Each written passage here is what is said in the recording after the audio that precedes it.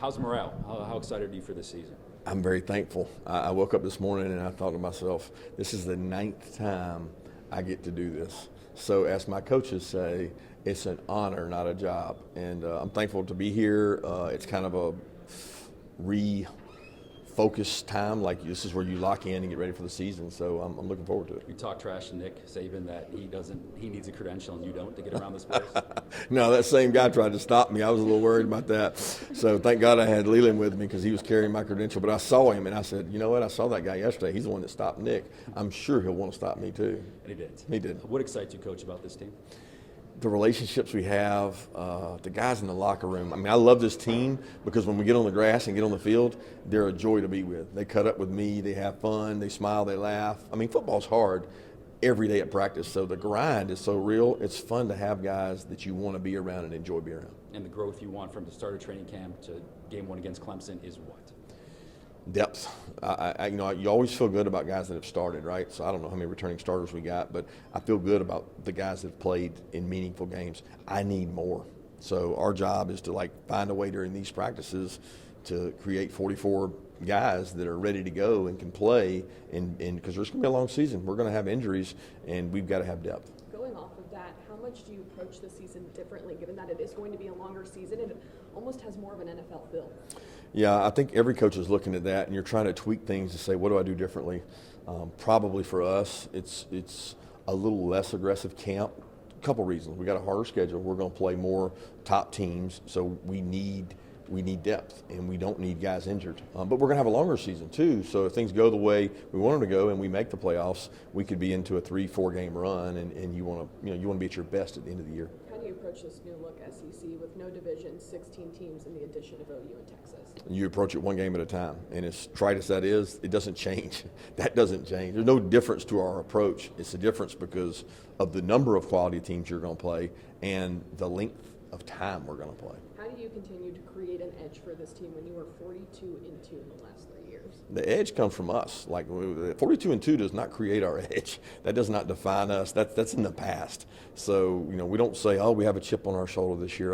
No, we're doing exactly what we've done every year. We're going to be aggressive as hell, and we're going to come after people and attack them because we think that's the way to win football games. What makes you feel like this team is hungry? How have they given you examples of that? The way they work. The passion and energy they bring every day. I mean, you feel the energy at practice and spring practice. You feel the energy in workouts. They enjoy being around each other, and we got a great staff, man. I'm so lucky to have the people in my organization, the Jonas Jennings, the Scott Sinclairs, the Christina Harrises, that do an incredible job making it fun for our players. Carson Beck said that he's a lead by example kind of guy. How would you describe his leadership style? I think composed leadership. He does it by example, but it's hard for a quarterback because they're not the one doing the heavy lifting. They're not the one doing the hitting. They're not the one doing all the contact. Sure. But they're the ones with all the pressure. They're the ones that get all the blame or usually all the credit, and it probably lies somewhere in the middle, and he does do that by example. Speaking of leadership, how do you rely on your players to do more of a leadership style internally with your off-the-field issues that you've had over the last year? Well, we build leadership from within, and I'm certainly disappointed in some of the decisions and actions of guys that have made mistakes to embarrass the program. First thing to me is the safety of our players and the safety of our community.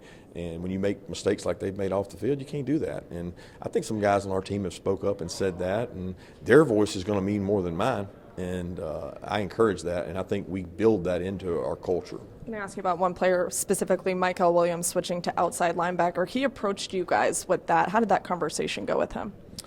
Well, I don't know that it's quite what it seems. I mean, he's going to play outside linebacker, but he's going to play defensive end. We're going to be in a 4-3. We're going to be in a 3-4. He's going to play multiple positions. He really did a lot of that in the Florida State game, and he took on a greater role of playing various positions.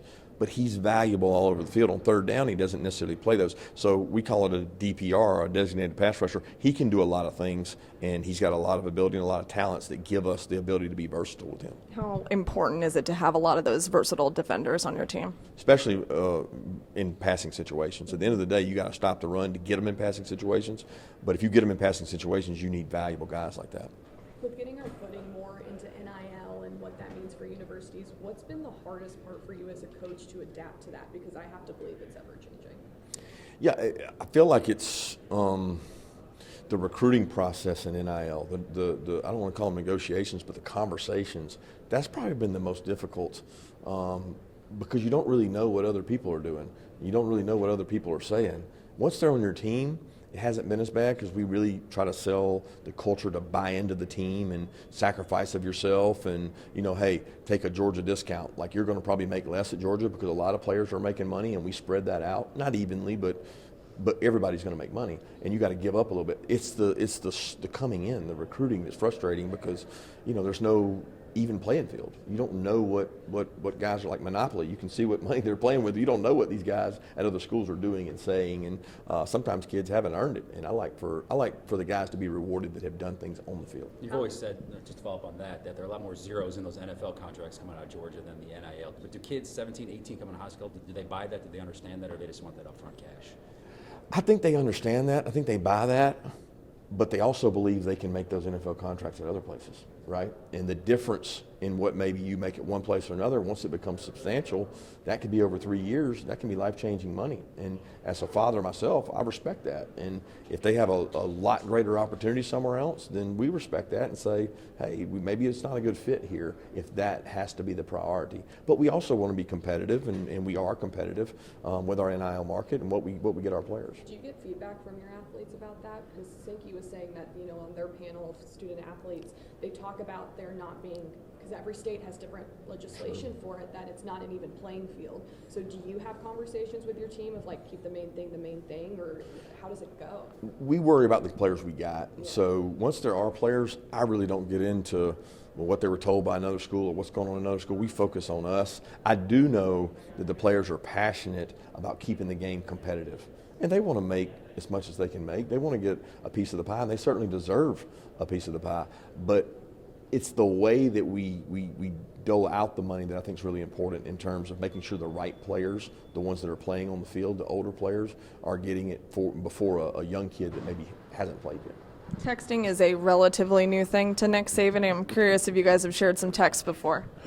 It's funny because I was going to talk about it up on the podium. I don't think he's ever responded to a text until he retired. And now it's very unique. You might get a thumbs up emoji. You might get a text back. I think I got one text back and like a thanks. And it was like, oh, my God, look at this.